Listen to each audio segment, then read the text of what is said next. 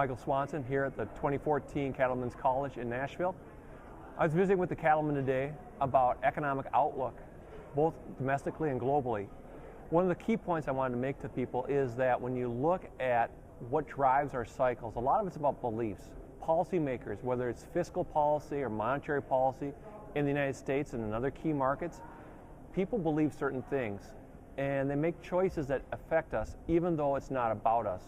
One of the key things I was pointing out was exchange rates.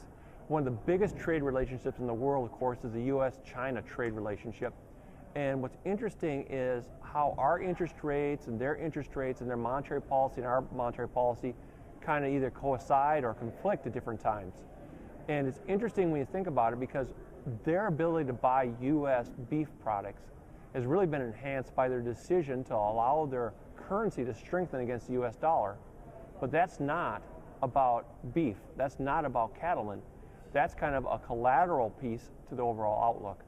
So when you think about the China question, it's really difficult to separate out that piece without thinking about it explicitly. For example, we've seen a tremendous run-up in our exports to Hong Kong, which we know they're mainly transshipments into the mainland, which is a great business for us. They've gone from basically nothing to 700 plus million in very short order. But what if the Chinese central bank decides they're going to change that exchange rate based on some decision that we haven't foreseen?